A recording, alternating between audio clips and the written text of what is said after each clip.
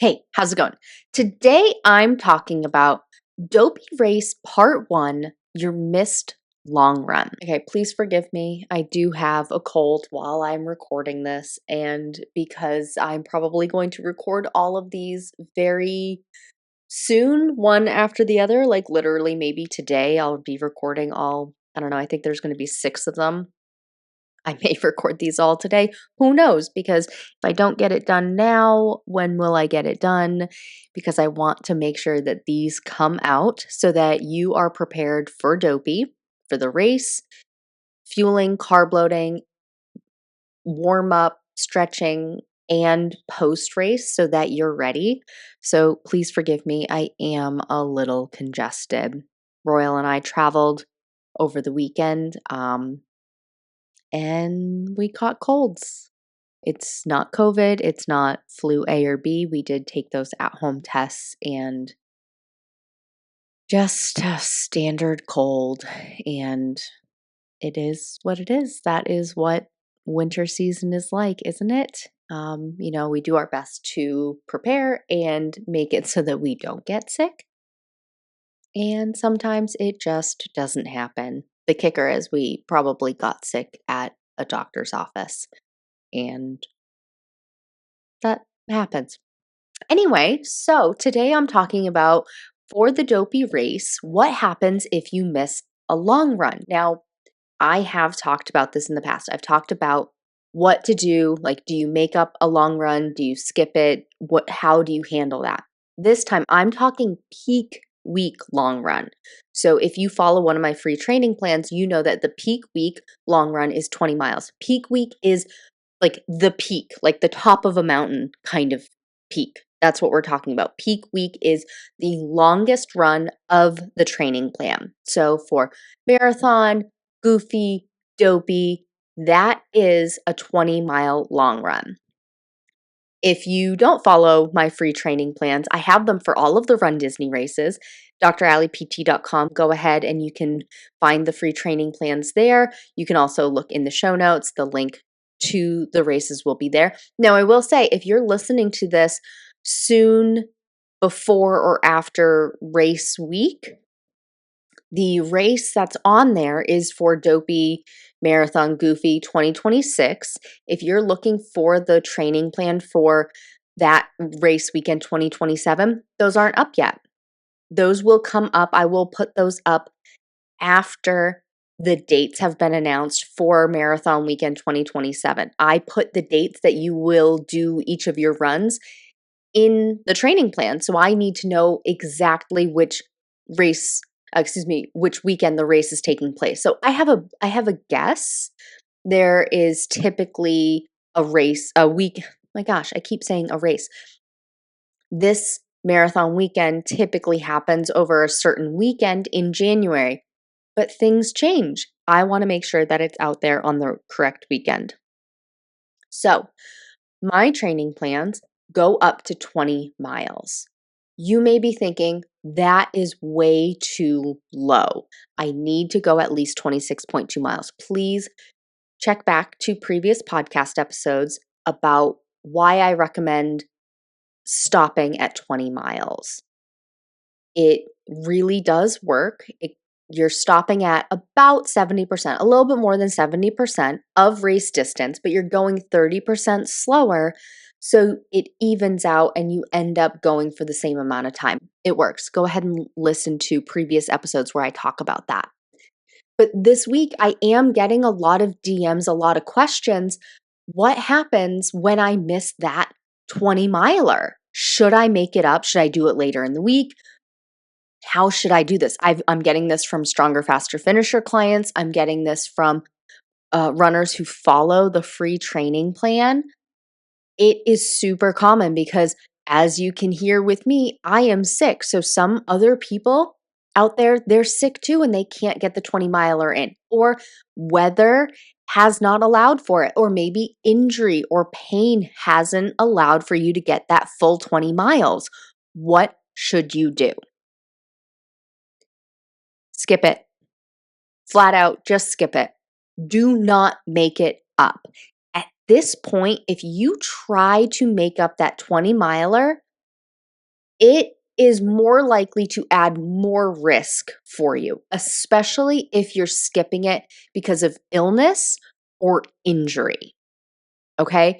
So if you're sick, if you're ill, and you skipped the 20 miler because of that, skip it completely. Don't try and make it up. Don't try and finagle your running week to allow for all of those miles. I would rather you be a little bit undertrained, which even if you miss this 20 miler, you're not going to be. But I would still rather you be a little undertrained than overtrained. Okay. Same thing goes with if you skipped it because of a pain or an injury flare up. I would rather have you be a little undertrained than overtrained because overtrained, you're more likely to get injured or keep flaring up, re injuring, or cause a worse injury. Let's say you're having problems in your Achilles, as an example. If you skip the long run now, this weekend, because of Achilles pain, if you try and force through it later in the week, well, you may baby your Achilles and cause knee or IT band problems or hip problems or back problems. So now you'll have an Achilles problem and a hip, knee, or back problem. It's not worth it. It's not worth it, especially because remember, I talked about you're going a little bit more than 70% of race distance. So 70% of race distance for a marathon is 18.34 miles.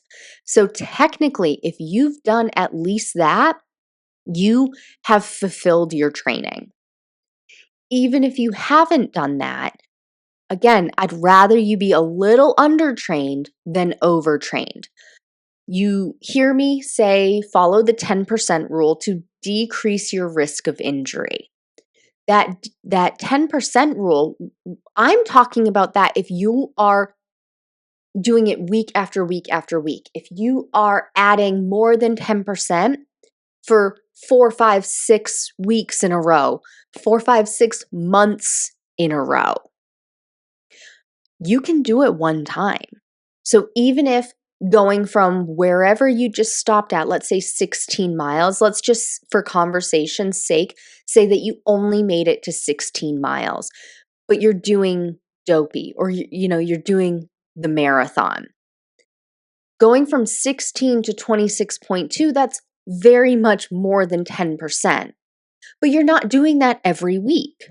You're going to do that one time. You're going to go from your max of 16 miles to 26.2 miles one time. You're not going to do 26.2 and then the following week do 28 and the following week do 30 and the following week do 32 and the following week and go on and on and on and on.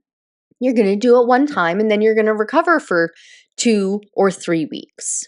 Maybe you will continue on to train for Princess, but you're not adding on more mileage beyond that 26.2 because Princess Max is 13.1 miles. Or maybe Disneyland. That might be a better example. Maybe you're going on to Dumbo. Well, that's still 13.1. So you're already above that mileage. So you would be tapering or doing fewer miles anyway. So you're not going beyond the 26.2. So it's okay if you couldn't get more than 16, couldn't get more than 17 or 18 or 19 miles.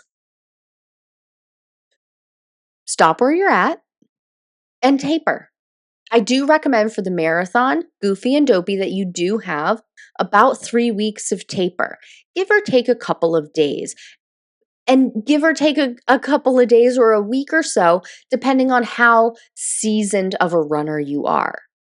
The majority of my runners are doing their first, second, or third marathon, but they're doing it differently, or they're slow back of the pack, or it's been 10 years since they did it before.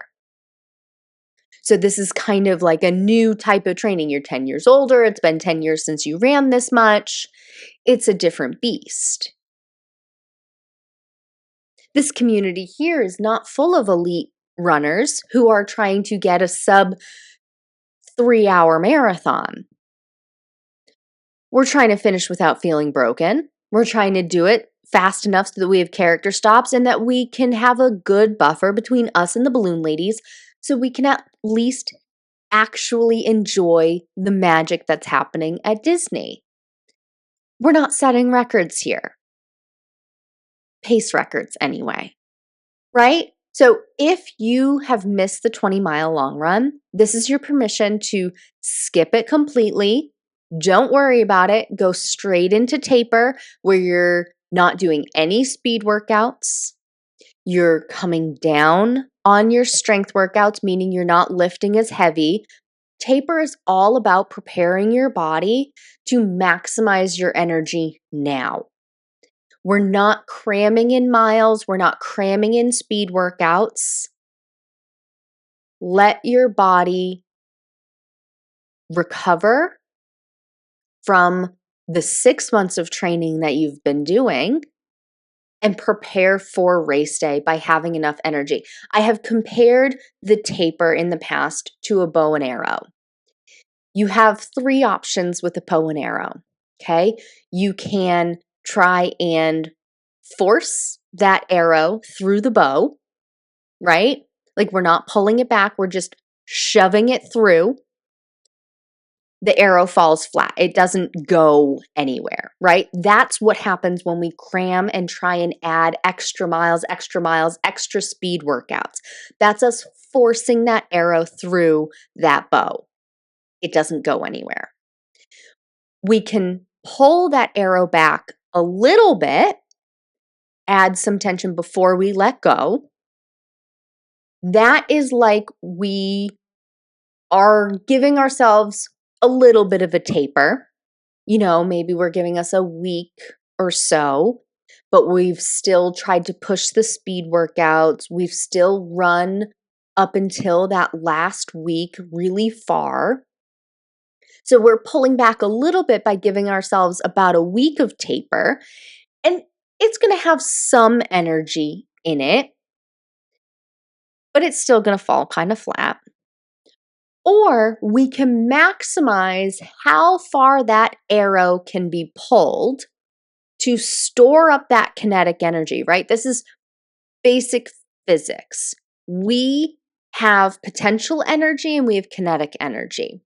And I think I just said kinetic energy a minute ago. I meant potential energy. So if we pull that string and that pull that string and that arrow back to its maximum potential, give ourselves the 3 weeks of taper. Don't force extra miles. Don't force extra speed workouts.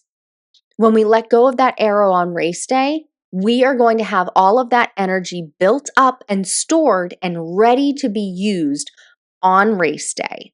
And our arrow or ourselves, we're going to fly far.